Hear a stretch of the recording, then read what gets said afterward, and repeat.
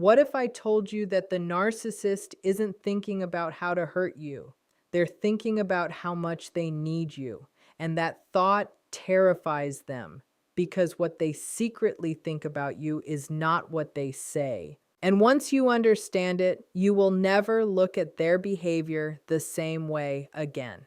Before we continue, take a moment to reflect. Have you ever noticed how their behavior changes the moment you pull back? If this is resonating with you, stay until the end, because the final insight explains everything. Narcissists often present confidence outwardly, but internally, they are highly sensitive to perception and status, which means their self-image depends heavily on how they believe others see them.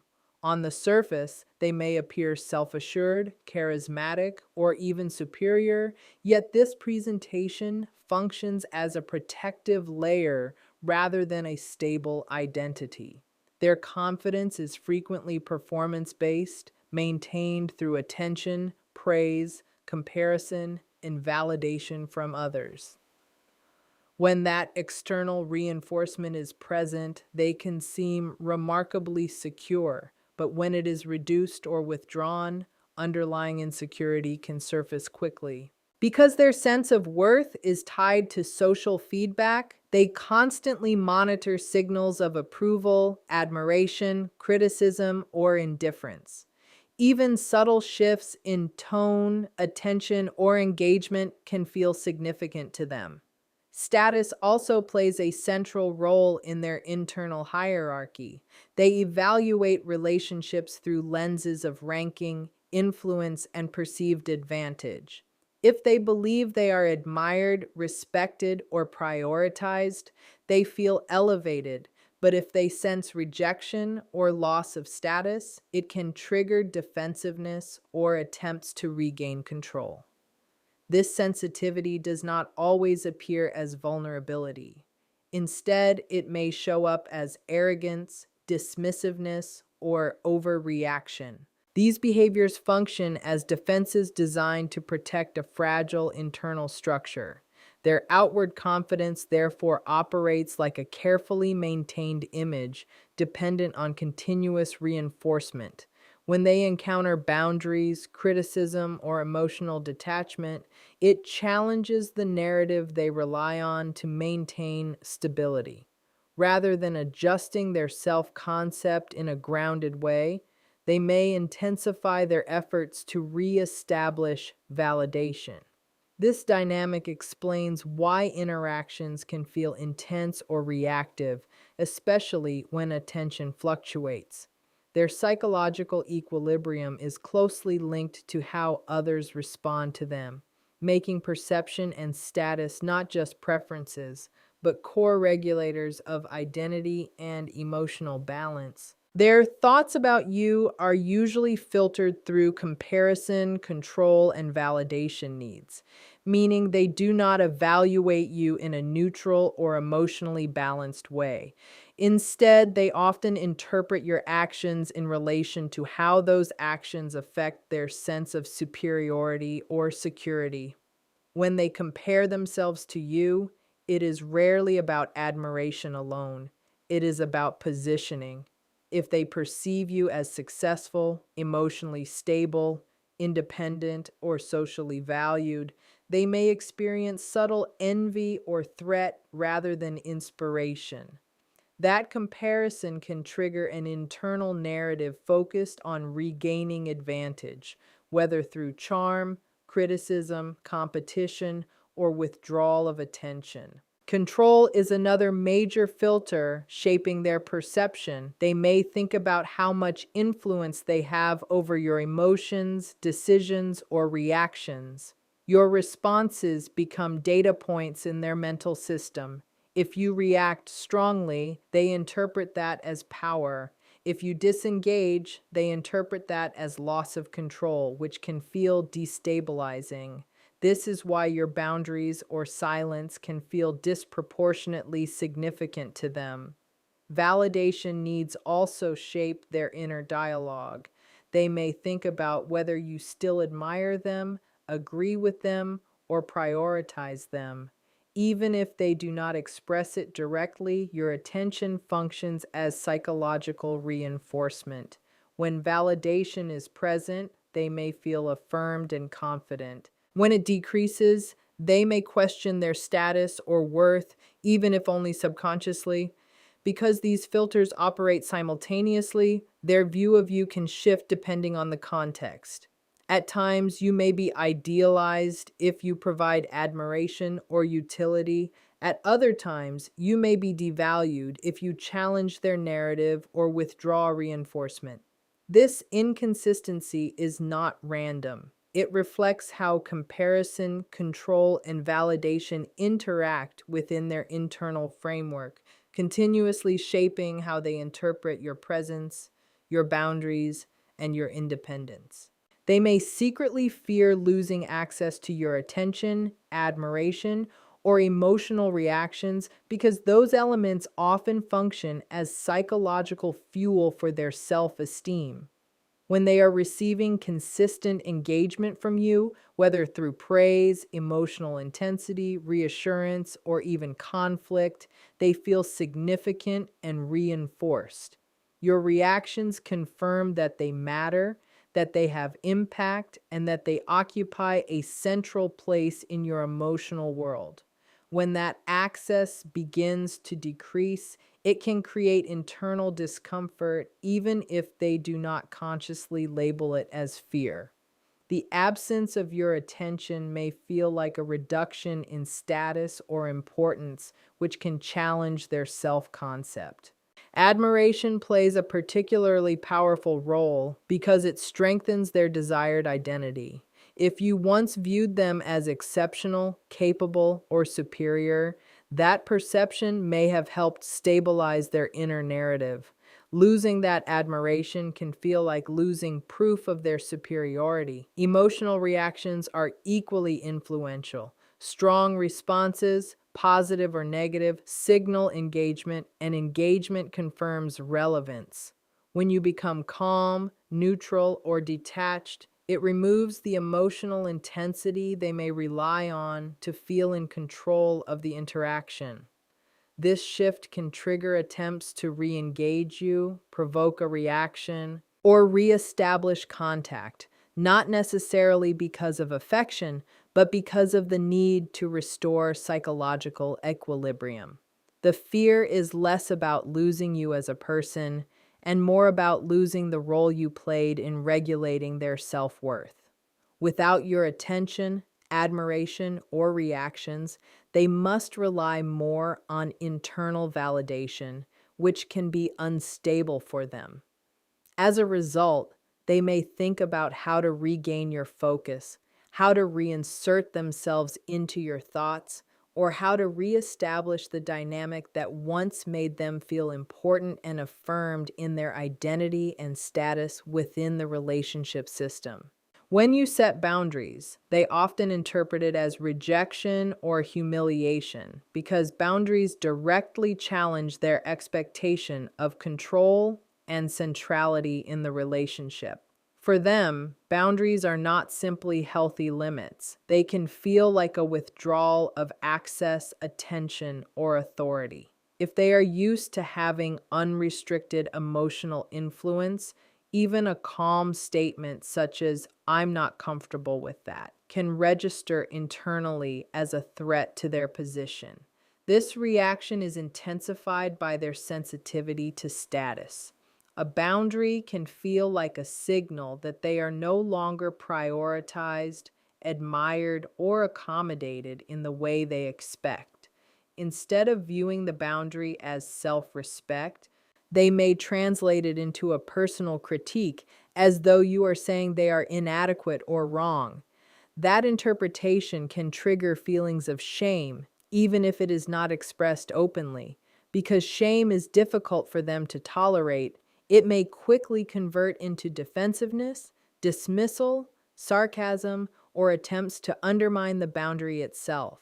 In some cases, they may test the limit repeatedly to see whether it holds, not necessarily to disrespect you, but to assess whether control can be regained. The experience of humiliation can arise when boundaries are enforced consistently, especially in public or in front of others. It highlights a shift in power dynamics, making the imbalance visible.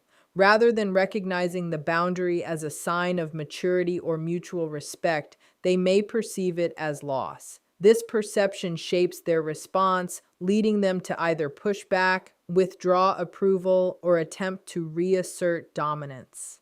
Ultimately, boundaries disrupt the pattern they rely on, and that disruption can feel like rejection of their identity rather than simple interpersonal structure and healthy emotional regulation. They tend to view people in terms of usefulness rather than mutual connection, meaning relationships are often evaluated based on what function someone serves in their life.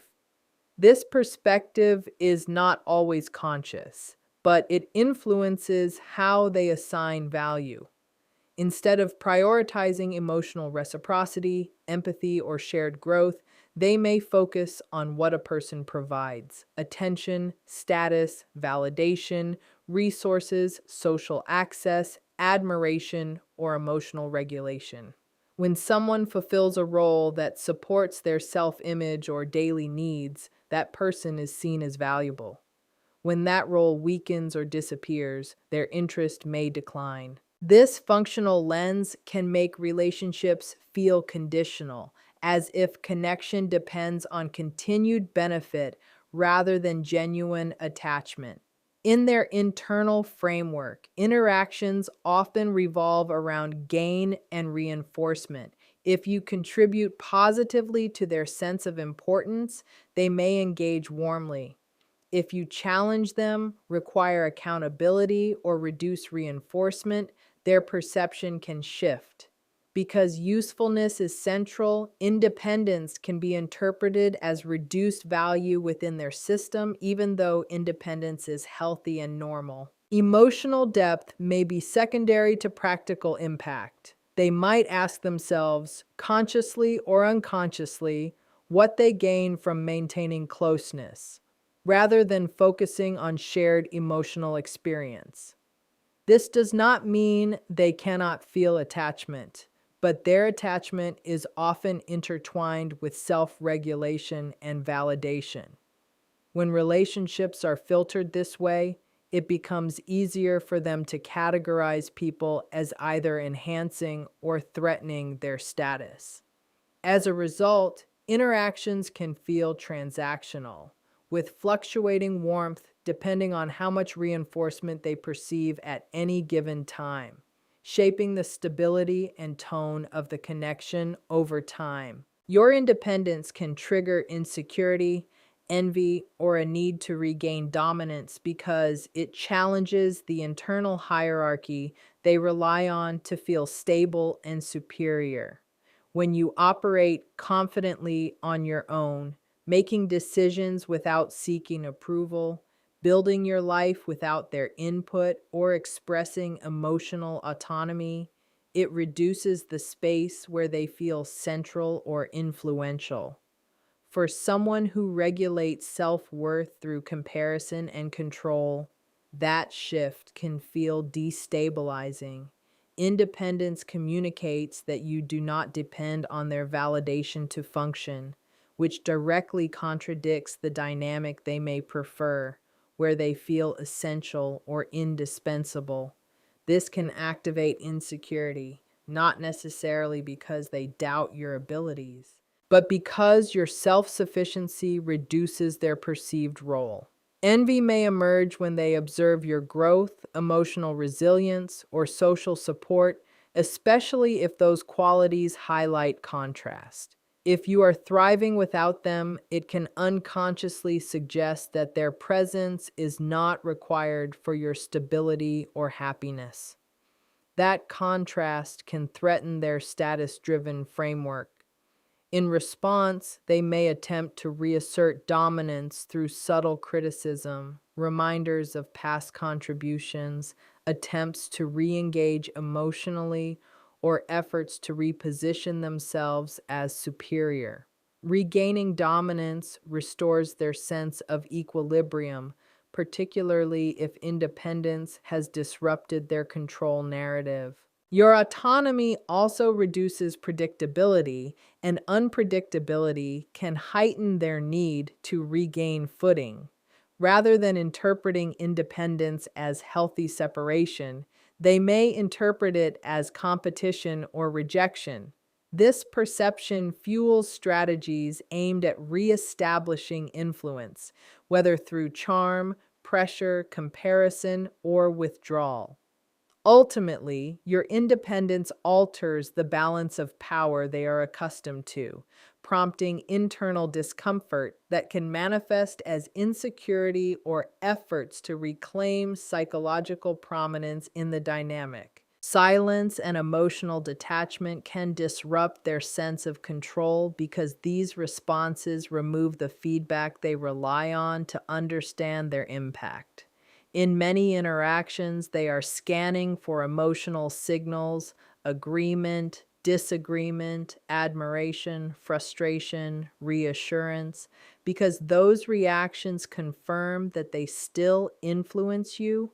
When you respond even negatively, it provides data about your emotional state, which helps them gauge their position. Silence interrupts that flow of information. Without visible reactions, they lose clarity about how they are perceived or whether their behavior is effective. This uncertainty can feel uncomfortable, especially if they are accustomed to shaping conversations and outcomes through emotional intensity.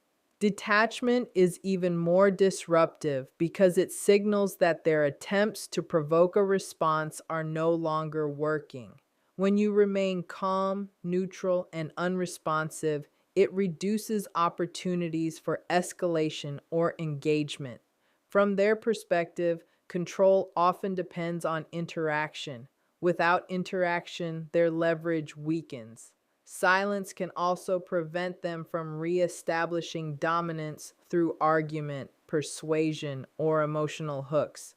It removes the stage on which they typically perform. As a result, they may increase efforts to re engage you, testing boundaries or creating situations designed to elicit a reaction. Not necessarily because they want conflict, but because reactivating your emotional response restores predictability and influence. Emotional detachment communicates that your stability does not depend on their validation or approval, which shifts the relational dynamic. This shift can challenge their expectation of centrality, prompting discomfort until they either adjust internally or attempt to reassert influence in other ways to regain a sense of psychological control within the interaction. What shocks them most is not anger, confrontation, or even emotional intensity. It is your indifference and emotional neutrality. Anger still keeps you engaged in the dynamic. It shows that they have an effect on you, that their words or actions matter enough to trigger a reaction. From their perspective, that reaction confirms influence. But indifference communicates something entirely different. When you stop reacting, stop defending, and stop trying to prove your value, you remove the emotional leverage they depend on. Neutrality means you are no longer feeding the cycle of escalation, reassurance, or conflict. It signals that their behavior no longer controls your internal state. This can feel surprising or destabilizing to them because many interpersonal strategies rely on eliciting emotion. If they provoke, criticize, charm, withdraw, or intensify, they expect movement in response. When nothing changes, when your tone stays steady and your energy remains consistent, the strategy loses effectiveness. Emotional neutrality also challenges their assumption of central importance. If you were once highly responsive, your shift toward calm detachment may suggest that your priorities have realigned. That realignment reduces their perceived dominance in the relationship. Without emotional highs and lows to interpret, they cannot easily read your vulnerability or influence your decisions. This uncertainty can create internal discomfort, especially if they equate engagement with power. Indifference does not provide validation, conflict, or reassurance. It provides no reinforcement at all. For someone who relies on external feedback to regulate self-worth, that absence can be the most unexpected outcome of all because it quietly communicates independence and emotional autonomy without confrontation or drama.